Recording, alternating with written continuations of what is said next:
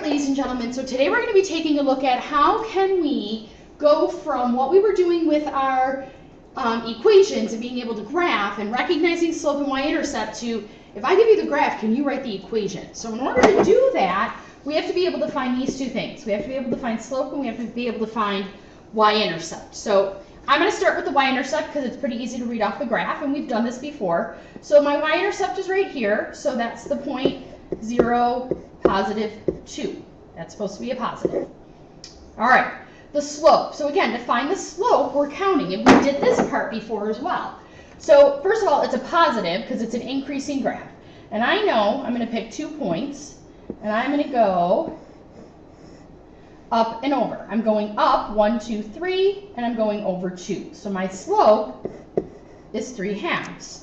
So from here, now I can just put in and write my equation because my general form is mx plus b. M is your slope, b is your y-intercept. So this is going to be y equals, we're going to fill in 3/2 for x, and we're going to fill in plus 2 for the y-intercept. Test the equation when x is -2. So I'm going to take my equation that I wrote, and I'm going to fill in -2. So I'm going to have y equals 3/2 times -2 plus 2. Well, 3/2 times -2 is going to be -3. -3 plus 2 is -1. So if I look, that's saying this should be the point -2, 1 should be on the graph. So if I look at my graph, -2, 1, there's the point. So that is the correct equation because it goes through that point. All right, let's try the next one. So again, I need to find, I'm going to start with the y-intercept. This time my y-intercept is negative. It's 0, -2. My slope, right, I have to find some points to be able to graph between. So I'm going up 2 and over 1, 2, 3, 4. I probably could have gone here. So my slope is 1/2.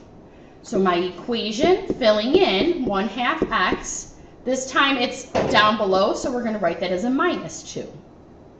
Check it when x is positive 2 this time, so I'm going to do y equals 1/2 times 2 minus 2. Well, 1/2 times 2 is 1. 1 minus 2 is -1. So they're saying this is the point to -1. If I look here, 1, 2, -1 is certainly one of the points on my graph. All right, hopefully you're not finding that too difficult. All right, this one, though, is going to be a little bit more challenging. And this because I don't cross at a very nice y-intercept here. But I can get my slope. So this time we're going to use the slope, and we're going to use a point on the graph, and we're going to use a different way to do it. So let's take a look at this. So I'm going to find the slope first. So I can go from here to here. This is a decreasing graph, so it's going to be negative. So I'm going down 1, and I'm going over 3. So my slope, -1/3. I need a point on the graph, and it doesn't matter what point I pick. I'm going to pick this point, honestly, just because. So this is the point 2, 1. So there's another way that you can write an equation, and it's called point-slope form, and you do have to memorize this.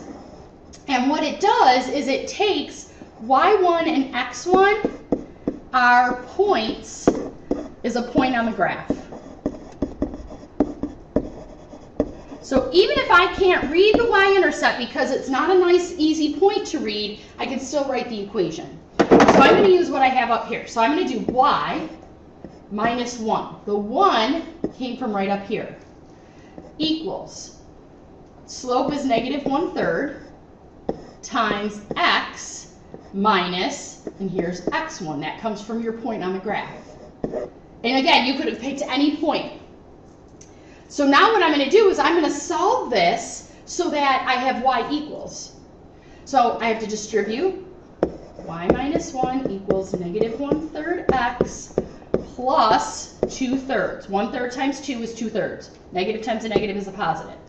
Now I have to add 1 to both sides. Definitely didn't leave myself enough room. So this is going to be y equals -1/3 x. 2/3 plus 1 is 1 2/3. If you wanted to turn that into a mixed number, you certainly could do that. All right, so let's try that again. This time, we're going to use it in slope-intercept form. So that's y equals mx plus b. We have to know the forms of the equations. All right, so let's try this. So first I have to find my slope. So my slope is taking your y's and subtracting, 17 minus 5. Doing the same thing with your x's, 5 minus 2. 17 minus 5 is 12, 5 minus 2 is 3, my slope is 4. I can use either one of my points. I'm going to pick the smaller of the two just because. So I'm going to do y minus y1 equals m times x minus x1. All right, so that means y minus 5, right, the 5 came from right up here, equals slope is 4, x minus 2. Okay, well, distribute y minus 5 equals 4x minus 8, add 5. So it doesn't necessarily mean that you have to, that the y-intercept is hard to read. It just might be you don't have it on the graph. So your equation is y equals 4x minus 3. All right, let's try this one. So same idea. I have to find my slope first. So I'm going to do 3 minus 5 over 2 minus negative 2. 3 minus 5 is negative 2. 2 minus negative 2 is 4. So my slope is negative 1/2. I'm going to pick this point just because it's positive and I like dealing with my positives.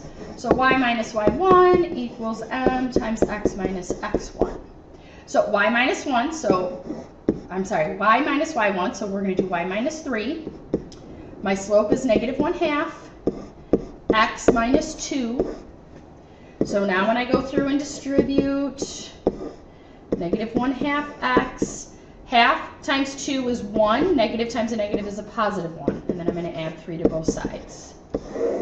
So y equals negative 1/2 x plus 4. And there's your equation, right? So we have two different forms of an equation right now. We have slope-intercept form, y equals mx plus b. We have point-slope form, y minus y1 equals m times x minus x1. I think that's it. Okay. And we're going to obviously get to those tomorrow. But any questions, you guys know, bring them to class, and have a good night.